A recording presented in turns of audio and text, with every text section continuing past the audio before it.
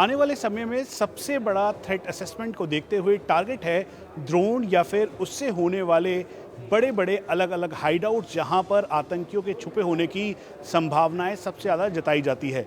चाहे line of actual control हो या लाइन ऑफ कंट्रोल या फिर हिंटरलैंड, यहाँ पर हाई ऑल्टीट्यूड या हाइड आउट को बर्स्ट करना सबसे बड़ी चुनौती है। ऐसे में भारतीय सेना के कर्नल विकास ने तैयार किया है ये बाज अटैक ड्रोन, जो कुल मिला के 45 मिनट तक एक साथ फ्लाई कर सकता है। इसमें रॉकेट लॉन्चर लगा है और ये किसी भी हाइट पर जाके करीबन 14,000 से 15,000 फीट तक इसकी टेस्टिंग हुई है और ये पूरी तरह से कैपेबल है दुश्मन को एंगेज करने के लिए। और वही तस्वीरों में आप देखें तो ऊपर जो आरएल के अंदर जो राउंड्स है उसको डाला गया और फिर उसके बाद ये फ्लाई करते हुए इसे एम किया गया।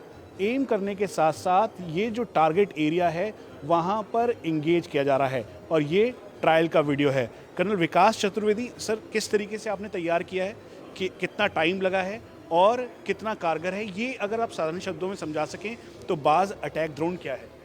तो बाज अटैक ड्रोन एक ड्रोन है जो आरएल के साथ साथ बाकी तरह के ऑटोमेटिक वेपन जैसे राइफल्स, ग्रेनेड लॉन्चर और उसके साथ ही मोटार बॉम्ब्स और आईडी एक्सप्लोजिव्स को एक डेजिग्नेटेड टारगेट पे ड्रॉप कर सकता है। इसकी जो रेंज है वो करीब 5 किलोमीटर तक पायलटेड रेंज मोड में और 10 किलोमीटर ऑटोनमस मोड में जा सकता है। इसकी वेट उठाने की क्षमता 80 किलोग्राम है और अगर हाई एल्टीट्यूड की बात करें तो वहाँ पर भी 45 किलोग्राम तक का वेट उठा सकता है। और इसकी जो स्पीड है वो करीब 12 मीटर पर सेकंड है, यानी कि 1 मिनट में 1 किलोमीटर कवर कर सकता है। तो किसी टारगेट के पास जाकर उसे नेस्तनाबूद कर और वापस अपनी लोकेशन पर बिना किसी आइडेंटिफिकेशन के आ सकता है। अब ये बता दीजिए, क्योंकि हाइट सबसे बड़ा एक इफ़ेक्टिव कंसर्न रहा है फौज का, ये जो वीडियो हम देख रहे हैं इसमें ये ट्रायल किया गया है क्या? अलग अलग टेरेन में इसका ट्रायल किया गया है और अब ये इंडक्शन के लिए तैयार है क्या? अभी स्टेटस क्या है? तो अभी ये पहला प्रोटोटाइप है जो हमने बनाया है और इसके बाद इसको शायद इंडक्ट भी किया जाएगा भारतीय सेना में। और जो का ट्रायल है वो हमने 14,000 फीट तक करा हुआ है और ये अगर हम देखें तो ग्राउंड से 1,000 फीट तक ऊपर 1,000 मीटर तक ऊपर जा सकता है। इफ़ेक्टिवली एक चुनौती इस बात की है क्योंकि ऊपर जो हाइड आउट्स हैं उनको बर्स्ट करना बहुत मुश्किल होता था, तो ऐसे में ये उसका सोल्यूशन है और कितनी लागत से इसे तैयार किया गया?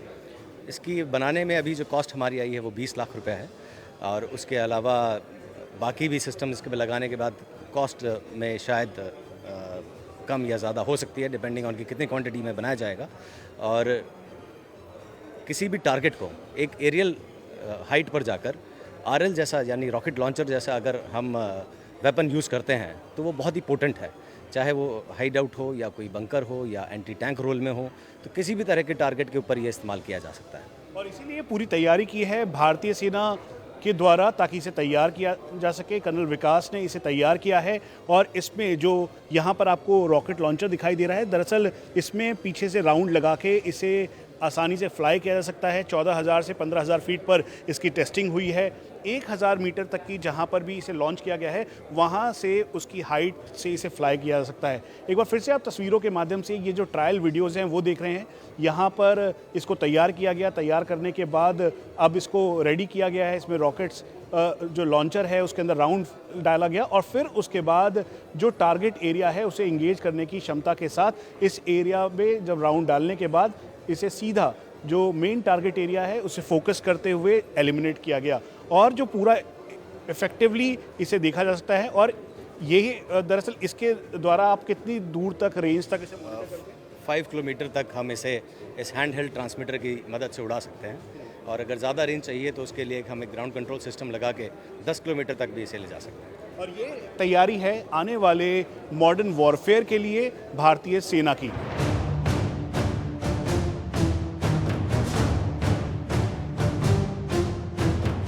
डेजर्ट एरिया हो या फिर हाई ऑल्टीट्यूड एरिया या फिर line of control, line of actual control, tanks का डिप्लॉयमेंट हर जगह किया गया है और इसीलिए और सिक्योर करते हुए मॉडर्न वॉरफेयर के तहत 12.7 mm NSVT गन को अब रिमोटली ऑपरेट करने की पूरी तैयारी है।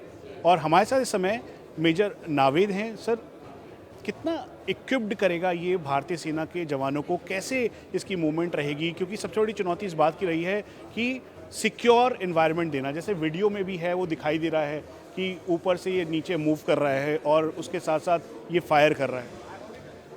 जो मौजूदा हालत में जो हमारे पास में टैंक T-72 तैनात हैं, उसमें जो मशीन गन डिप्लॉय माउंटेड है, जो 12.7 NSVT गन जिसको हम कहते हैं, तो उसको ऑपरेट करने के लिए गनर को बाहर निकलने की आवश्यकता पड़ती आई है, जिसकी वजह से उसको बाहर के खतरों की में वो वल्नरेबल रहता है। उसी को ही मद्देनज़र रखते हुए हमने इस सिस्टम को डेवलप किया है, जिसमें अब कमांडर या गनर जो गन को ऑपरेट कर रहा है वो टैंक के अंदर एक प्रोटेक्टेड इन्वायरमेंट के अंदर रहते हुए गन को ऑपरेट कर सकता है। And this entire system is wirelessly controlled. ये जो है ये टैंक के ऊपर लगेगा और गनर बिना बाहर निकले इसे कर सकता है? इसमें दो पार्ट्स हैं। जो हमने ट्राइपॉड बनाया हुआ है ये सिर्फ डिमॉन्स्ट्रेशन पर्पस के लिए है, in order to demonstrate how the system is operating. इस ट्राइपॉड में एक एडिशनल चीज़ ये है कि हम अभी के लिए ये 12.7 mm गन को सपोर्ट कर रहा है। हम थोड़ी सी फैब्रिकेशन के बाद जितने भी हमारे पास में वेपन सिस्टम्स हैं उसको हम ऑपरेट कर सकते हैं by using this tripod system. Tank के ऊपर हमें सिर्फ इन कंपोनेंट्स की आवश्यकता पड़ती है। ये जो है इस पे क्या क्या रिक्वायर्ड है? ये टैंक का टरेट है जो इस वीडियो में दिखाई दे रहा है, और इस टरेट को हम रिमोटली ऑपरेट कर रहे हैं, जिसमें हम देख सकते हैं गियर सिस्टम जो हमने लगाया हुआ है जो कि गन को हॉरिजॉन्टल मूवमेंट प्रदान कर रहा है मोटर्स की मदद से, और एलिवेशन मूवमेंट जो है वो एक स्क्रू बेस्ड सिस्टम की मदद से मोटर्स के द्वारा प्रदान हो रहा है, जिसकी वजह से और ये पूरा सिस्टम रिमोटली ऑपरेटेड है, जो कि कमांडर या गनर टैंक के अंदर रहते हुए इसको ऑपरेट कर रहा है, जो कि हम इस वीडियो में देख सकते हैं। ये अब ऐसे मूव करके ये फायर लॉन्च कर सकता है? जी। तो ये अलग अलग टेरेन में, चाहे वो डेजर्ट टेरेन हो, लाइन ऑफ एक्चुअल कंट्रोल के पास का एरिया हो, हाई ऑल्टीट्यूड एरिया, या फिर नॉर्थ ईस्ट का एरिया, फिर या उसके साथ साथ जो इंटरनेशनल बॉर्डर या LOC, सब में और सक्षमता प्रदान करने के लिए इसे तैयार किया गया है।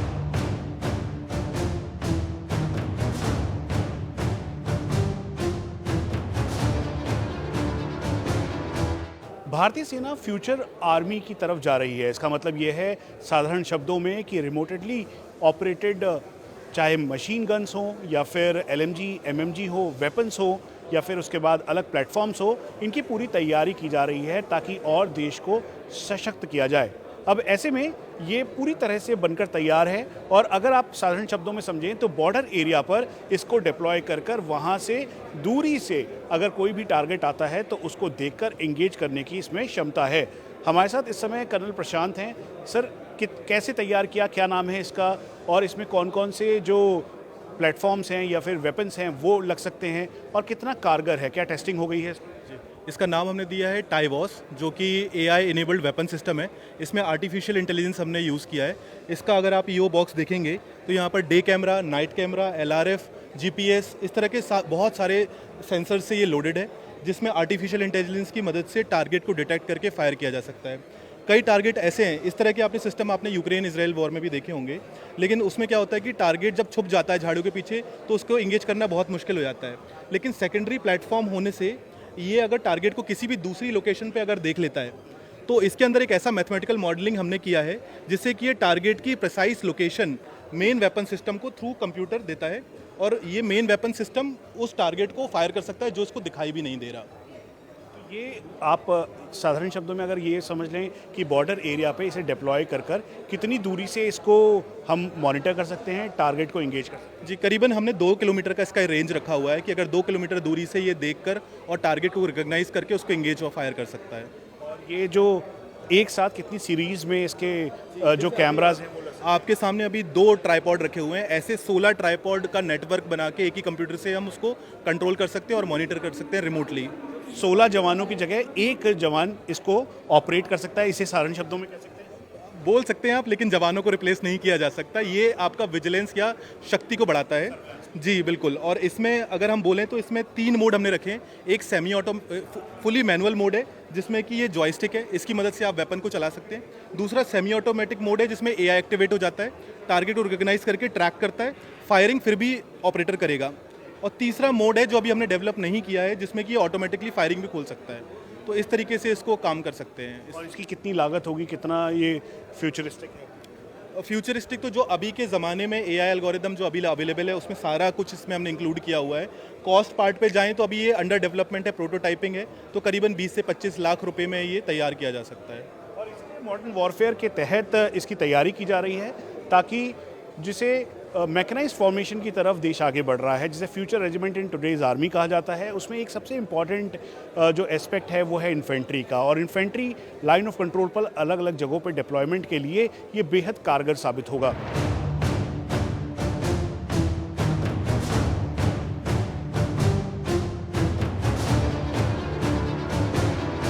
रशिया यूक्रेन हो या फिर अजरबैजान या फिर इजराइल युद्ध, ड्रोन और कैमिकाज़ी ड्रोन की एक अहम भूमिका रही है, और भारतीय सेना ने भी अब पूरी तरह से तैयार कर लिया है आत्मनिर्भरता का प्रतीक स्वदेशी, इसे आप कैमिकाज़ी ड्रोन कह लीजिए या खरगा कह लीजिए। इसको टीएनटी के साथ या फिर एक्सप्लोजिव लगा के आसानी से फ्लाई करवाया जा सकता है, और ये किसी भी खेमे को ध्वस्त करने की इसकी काबिलियत है। ठीक सामने आप एग्जाम्पल के तौर पर आप देखें तो ये ट्रायल वीडियोस हैं अलग अलग टाइम के, और ये इस समय आप देख रहे हैं कि ये इसे फ्लाई करवाया गया और फिर उसके बाद जो टारगेट है उसे इंगेज करवाया गया। दरअसल ऐसे ही जो म्यूनिशंस हैं, लॉइटरिंग म्यूनिशंस हैं, उनको इस समय भारतीय सेना में इंडक्ट किया जा रहा है। ये कामिकाज़े ड्रोन है जिसे तैयार किया गया है, और हमारे साथ बात करने के लिए कर्नल प्रदीप हैं। सर, कितना काम ये कारगर है, इम्पॉर्टेंट है, और मॉडर्न वॉरफेयर में जब आप रशिया यूक्रेन देखते हैं, इजराइल युद्ध देखते हैं, अजरबैजान देखते हैं, तो इसकी भूमिका कितनी इम्पॉर्टेंट है? हाँ जी, जैसा कि हम सब ने देखा है कि किस तरीके से कार्बन ड्रोन्स ने पूरे एक युद्ध का रुख बदल दिया है। तो इसी चीज़ को ध्यान में रखते हुए इंडियन आर्मी ने भी एक कामिकाज़ी ड्रोन की तरफ रुख किया है। तो ये एक इन हाउस डेवलप किया गया एक कामिकाज़ी ड्रोन है, जिसके अंदर कि आप अगर यहाँ पे देखेंगे तो जीपीएस नेविगेशन की सुविधा है। यहाँ पे एक 5 मेगापिक्सल का कैमरा लगा हुआ है, जो कि ऑपरेटर अपने वीआर सेट के द्वारा जो कैमरा जो देख रहा है वही सेम चीज़ उसको यहाँ पे दिखेगा। ये उसका ऑपरेटर का रिमोट है, जिसके द्वारा आप अगर यहाँ पे देखेंगे एक एक्सप्लोजिव लगा हुआ है, तो इस एक्सप्लोजिव को डेटोनेट करने के लिए ये एक बटन है। जैसे ही कैमरे के द्वारा एक पॉजिटिव आइडेंटिफिकेशन मिलता है कि ये एक हमारा दुश्मन का टारगेट है, तो 1.5 किलोमीटर की रेंज के अंदर ऑपरेटर के द्वारा वीआर सेट में कंफर्मेशन के बाद इसको एक्सप्लोजिव को डेटोनेट किया जाता है। इसका कितना वेट है, कितनी कॉस्टिंग है? इसका वेट मात्र 2 kg है, जिसके अंदर की 700 ग्राम का डेटोनेशन हमने लगाया हुआ है। ये हाथ के द्वारा फ्लाई किया जाता है, कि जैसा कि आप देख रहे हैं यहाँ पे ये एक FPV उस कैमरे की जो विजुअल है वो आपको दिख रही है यहाँ पे। अभी इसको हमने खड़गा शक्ति एक्सरसाइज में भी हमने इसको वैलिडेट किया है। इसकी कॉस्ट मात्र 30,000 रुपये है, और ये एक बहुत ही ईजी टू फैब्रिकेट चीज़ है जो कि हम अपने इन हाउस डेवलप कर सकते हैं। और जो ख़ास तौर पे अगर वेदर बहुत क्लाइमेटिक कंडीशंस अलग अलग हैं हमारे यहाँ, कहीं डेजर्ट है, कहीं हाई ऑल्टीट्यूड है, वहाँ पर भी टेस्टिंग हुई है कि आने वाले टाइम पे इसे इंडक्ट भी किया जा सकता है? ये अभी एक आइडिया इनोवेशन का शुरुआत है, तो इसकी टेस्टिंग अभी सब्सिक्वेंटली कैरी आउट की जाएगी। इसके अंदर एक खास बात मैं आपको दोबारा से बताना चाहूँगा कि इसका जो रडार क्रॉस सेक्शन एरिया है वो बहुत ही कम है, यानी कि दुश्मन का रडार इसको पकड़ने में कामयाब नहीं होगा, जिसकी की टेस्टिंग हमने अभी खुद अपने रडार के द्वारा की गई है। और इसीलिए मॉडर्न वॉरफेयर के लिए सबसे ज़्यादा ज़रूरी है ड्रोन, और ख़ास तौर पे कामिकाज़ी ड्रोन, ताकि दुश्मन की हर चुनौती को पूरी तरह से ध्वस्त किया जा सके। पूरे देश में अग्निपथ स्कीम को लेकर कई चर्चाएं हुई, अग्निवीर को लेकर कई सारे विवाद हुए, लेकिन हम आपको मिलवा रहे हैं भारतीय सेना के फर्स्ट बैच के अग्निवीर से, जो इस समय यहाँ पर मौजूद है। और ये वेपन सिस्टम, जो कि आप इसे फ्यूचरिस्टिक वेपन सिस्टम के हिसाब से आप मान लीजिए, आप ये समझ लीजिए कि लाइन ऑफ कंट्रोल पर रिमोट के द्वारा चाहे MMG हो, LMG हो, या कोई भी वेपन है, इसमें माउंट किया जा सकता है और इसको फायर किया जा सकता है। इसमें इसकी भी एक अहम भूमिका है। इसे तैयार किया पूरी तरीके से कर्नल प्रशांत ने, और साथ दिया अग्निवीर गार्ड प्रतीक ने। आप ये बता दीजिए कैसे तैयारी हुई, किस तरीके से आपने ज्वाइन किया, कब ज्वाइन किया, और इसमें क्या आपकी भूमिका रही है इसे तैयार करने में, चाहे इस पूरे टेन्योर में? कब आपने ज्वाइन किया? फर्स्ट बैच हैं आप? जी, मैं फर्स्ट बैच से था। जैसे मेरी बेसिक ट्रेनिंग कंप्लीट हुई, मैंने electronics and mechanical engineering school Vadodara से मेरी एडवांस ट्रेनिंग कंप्लीट की। उसी के साथ मेरी 610 EME बटालियन में पोस्टिंग हुई। उसी के बाद में मेरे जो ऑफिसर कमांडिंग है लेफ्टिनेंट कर्नल प्रशांत अग्रवाल, उनके साथ में मैंने हमारी R&D फैसिलिटी में काम करना शुरू किया। तो उन्होंने मेरे अंदर के जो गुण हैं उन्हें पहचाना और मुझे इस टायरवॉस वाले वेपन सिस्टम पे काम करने का मौका दिया। उसके साथ साथ में मैंने इसके ऊपर में 3D डिज़ाइनिंग और इसके डिज़ाइनिंग में भूमिका निभाई है। साथ ही मैं इसको ऑपरेशन में ऑपरेट करना भी जानता हूँ।